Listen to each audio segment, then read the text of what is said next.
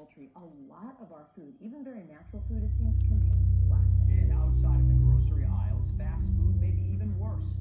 WBZ's Christina Rex shows us a new study that lays out the risks and what to avoid.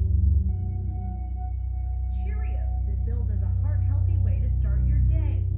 But a recent Consumer Reports study on tiny bits of plastic in our food may tell a different story. We wanted to see, number one, are they there in the food?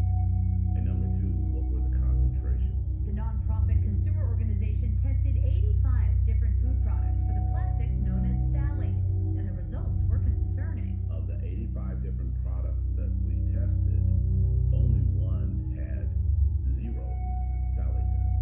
The so-called heart-healthy Cheerios from General Mills had nearly 11,000 nanograms of phthalates per serving. However, it was far from the worst offender. Many fast foods wore that crown.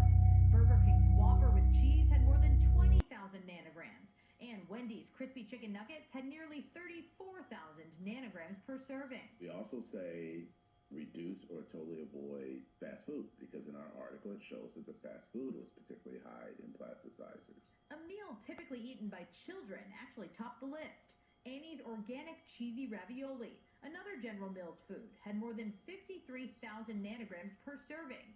In a statement, a General Mills spokesperson told WBZ, "Food safety is our top priority at General Mills. We review the ingredients and packaging we buy and the companies that supply them on a regular cadence. The products tested by Consumer Reports were within regulatory requirements." Plastics are really everywhere in foods. Dr. Philip Landrigan is a professor at Boston College. He researches chemicals found in food. He says these chemicals that leach out of plastic containers and bags have the potential to be extremely harmful to your body.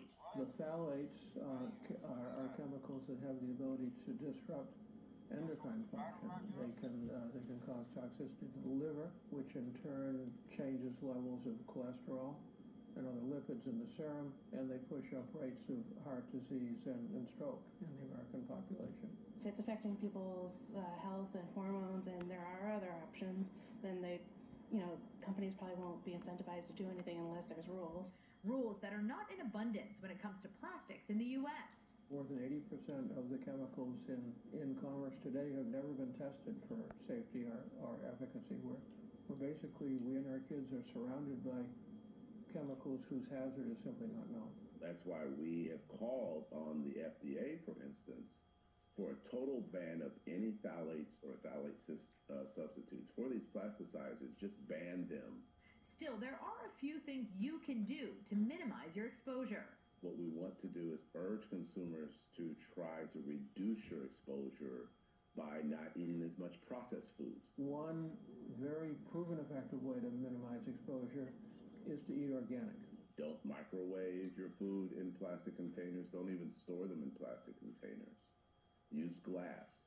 We reached out to Burger King and Wendy's, but we did not hear back. Now, the FDA says it's aware of the issue and noted that phthalates are not authorized to be directly added to food, but some can go into food packaging and food contact applications.